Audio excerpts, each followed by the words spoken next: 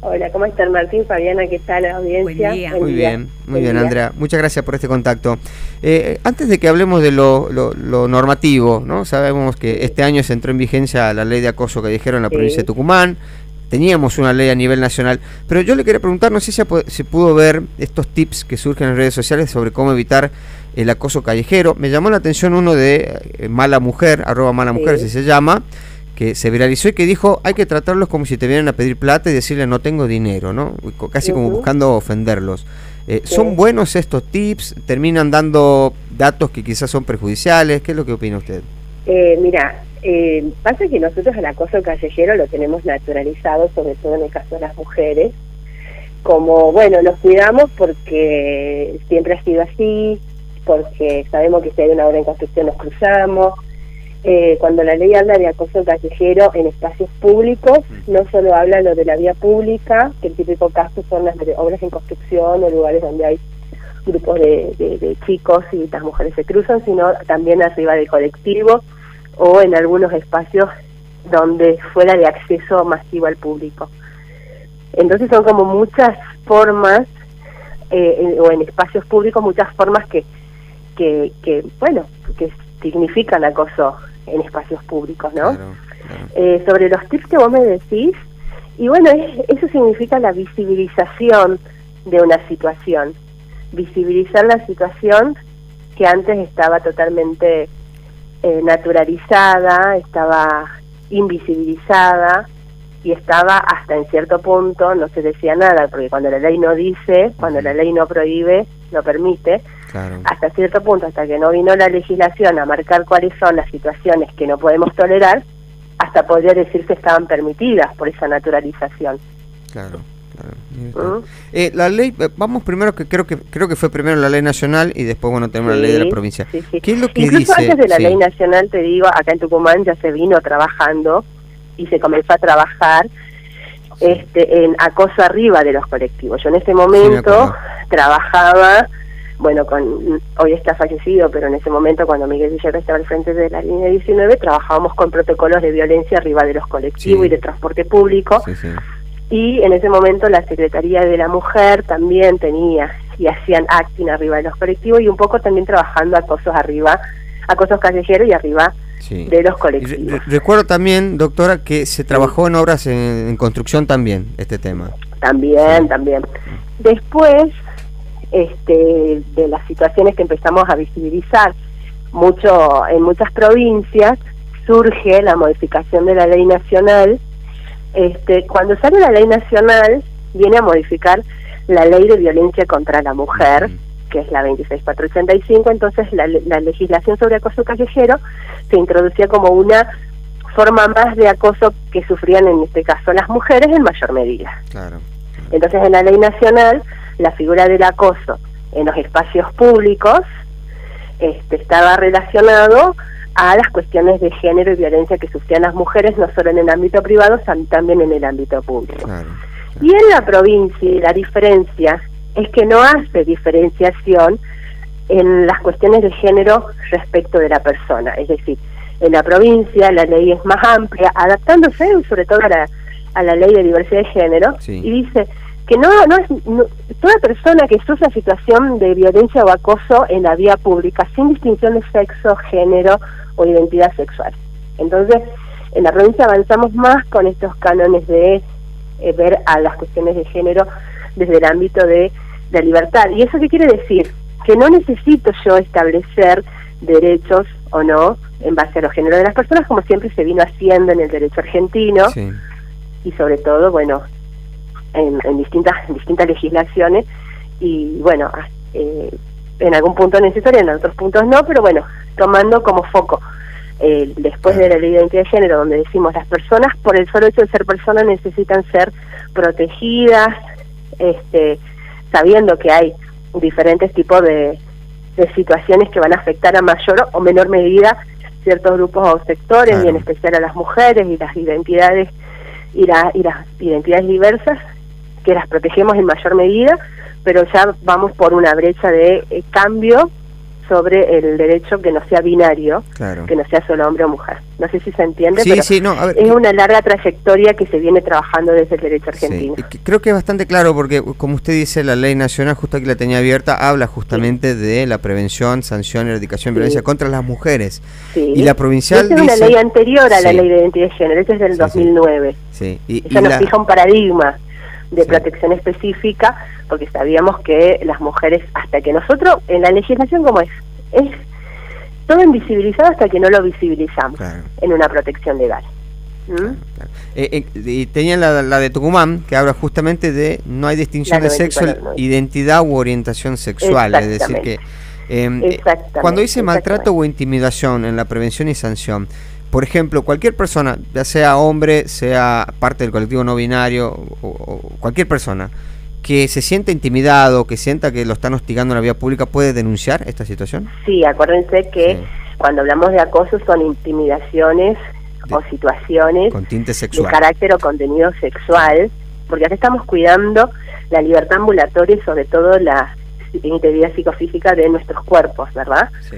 Entonces está relacionado a eso. Pueden haber muchas otras situaciones, por ejemplo robo y otras cosas que también afectan a nuestra integridad psicofísica, pero están más relacionadas con el bien jurídico que se protege, es la propiedad. En el caso del acoso, el bien jurídico que se protege es la denigración, la humillación, todo relacionado con el cuerpo y con contenidos sexuales. Es el derecho más personalísimo, más que de propiedad, ¿se entiende? Claro. Sí, por supuesto. Uno protege un bien y el otro protege la dignidad.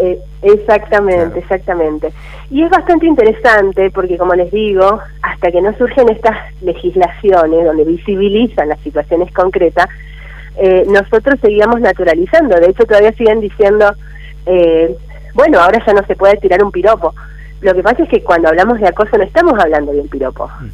Además, de hecho, se han hecho muchas bromas o muchas situaciones tendenciosas jocosas respecto de lo que es un piropo. Un piropo es, justo precisamente la semana pasada estaba con una amiga en una esquina, estábamos esperando que pase un semáforo y viene un señor de unos 70 y tantos años y dice, por favor permítanme decirles, me quedé impresionado, son muy lindas y no sé qué. Yo eso no lo tomo como un acoso en este sentido puntual, en el fue hasta contexto respetuoso, todo, sino como un halago. Pero distinto es que yo pase caminando, no sé, por X lugar y sienta que empiezan los asistidos, los silbidos, a decirme todo lo que te haría, no sabes todo lo que te haría, no te va... la broma que hace el oficial Gordillo, el de salche de baba te va a quedar corto. Eso ya es totalmente denigrante y humillante. Entonces eso no es piropo. ¿Se entiende? Entonces muchas veces también cuando se trata de defenestrar y decir no, pero eso ya también están como si fuera que estamos agrandando situaciones, no. Y otra cosa, justo la semana pasada también me tocó dar clases a los policías, los rangos etarios de las personas que sufren acoso, y sobre todo en el caso de acosos arriba del colectivo, por ejemplo, si ustedes se ponen a ver, son estudiantes, son chicas del secundario o chicos del secundario, de la facultad, y eso se da porque hay horarios pico en donde se aprovecha mucho la situación contextual del colectivo. Eso también es bastante interesante analizarlo, y vean que cuando hay vacaciones, bajan las tasas de acoso, por ejemplo, y los rangos etarios, saberlo, porque los adolescentes que no tienen todas las herramientas, o por lo menos algunos sí ya se animan a hablar porque se hablan en las escuelas, se visibiliza, se pone atención en esas situaciones, pero los que no tienen las herramientas y sufren esas situaciones, ¿qué decir, no? ¿Cómo trabajarlo desde la casa? Andrea, por supuesto, ¿cómo te va? Fabiana Orqueda te saluda, buen día. ¿Qué tal, Fabiana? Hay mucha gente que quizás por la época que han vivido, por los años y quizás no están tan empapados con este tema, por ejemplo, opinan y tienen su forma de pensar. Dice, el piropo, dice Rubén, nuestro oyente, el piropo fue siempre para halagar la belleza de la mujer, pero lamentablemente salieron las mujeres que les gustan las mujeres, a las cuales ningún hombre las piropea e invitaron a llamar acoso callejero. Por favor, Argentina, país generoso, dice Rubén. Por supuesto, respetamos las opiniones de los oyentes. Sí, totalmente, pero igualmente Rubén tiene que saber que las mujeres sufren situaciones de acoso no solo por las mujeres, sino en los mismos espacios generados, y aparte en una mesa, en alguna reunión, en algún lado, yo siempre hago esta encuesta, ¿qué mujer no sufrió acoso en la vía pública? Casi todo, el 90% de las mujeres seguro que lo sufrimos desde chicos. Y yo me acuerdo, en el caso mío, mi mamá me decía, vos no digas nada, mira al frente, no hagas caso. Claro, esa fue siempre el mandato. Claro, el mandato. El mandato. La indiferencia. La indiferencia, sí. Cruzar de vereda. Nos cuidamos entre nosotros. Porque no estamos hablando de que no nos dicen cosas lindas, nos dicen cosas totalmente humillantes, denigrantes. Yo me acuerdo de un video que se viralizó acá en Tucumán de una chica que lo visibilizó a su acosador, que creo que era un taxista, la chica iba en una bici, no sé si se acuerdan todos, y que fue un escándalo, y al final la chica fue tildada de la loca que estaba haciendo escándalo porque le habían dicho un chistido o algo. Pero no se trata de eso, se trata de ¿por qué tengo yo en el momento de que transito tener que sentirme totalmente denigrada por dichos de otra persona, doctora, sobre mi cuerpo? Sabe que en este tema yo, a ver, lo escuché lo que dijo Rubén, lo escuché un montón de veces, lo he hablado con grupos de amigos, con algunos hemos coincidido, con otros no, pero yo les hacía siempre este ejemplo. Le digo, imaginen que ustedes van caminando por la calle y hay un grupo de personas X, ¿no? Ahora que se utiliza mucho el X entre los jóvenes, y te empiezan a decir cosas, a tirarte besos. ¿Qué es lo primero que vas a hacer? ¿Te vas a dar vuelta y vas a tener una reacción violenta? Le digo, bueno, ahora imagínate una mujer que no puede hacer eso porque sabe que si reacciona violentamente le puede ir peor, ¿no? Puede ser, inclusive sufrir violencia física. Entonces le digo, hay que tratar de ponerse en lugar del otro, ¿no? De cómo se siente la otra persona. Sí, totalmente. La semana pasada había un video que era en una situación que había pasado en Buenos Aires. La chica de 15 años va a tirar basura y había un grupo de constructores, de obreros que estaban allanando una vereda y le empiezan a decir cosas a la chica. El padre ve la situación, el padre de la chica, porque era de la casa, y sale a defenderla a la chica y se agarran a trompadas y peleas todo con los obreros. Entonces, como la escalada de violencia, si nosotros empezamos a minimizar situaciones, se pueden hacer más grandes, nosotros no sabemos hasta dónde puede ir. Doctora, ¿y cómo se reacciona? ¿Cuál es qué se dice en este caso y cómo la mujer cómo reacciona? Porque me imagino, no es lo mismo ir caminando por la calle donde está todo el mundo, digamos, o quizás no la siguen a la persona, pero en un colectivo es totalmente diferente, porque han llegado hasta el momento de aprovechar el momento que va el colectivo lleno para ponerse... En el colectivo, claro, Fabiana, se aprovecha el movimiento, la cantidad de personas y terrible. En el acoso, vamos por parte. Sí. El acoso, la violencia en los espacios públicos goza de la impunidad, del anonimato por ser público y porque no es reiterado, a diferencia de las violencias en los espacios privados. Claro. Pero no deja de ser violencia. Exacto. Segundo, arriba de un colectivo se aprovecha, aparte de esta cuestión del anonimato, podría no ser la duda de lo que está pasando, hasta que uno empieza a decir, no, es verdad lo que me está pasando. Claro, por el hecho de que por el hecho que va lleno el colectivo. Va lleno y va en movimiento, permanente. Claro.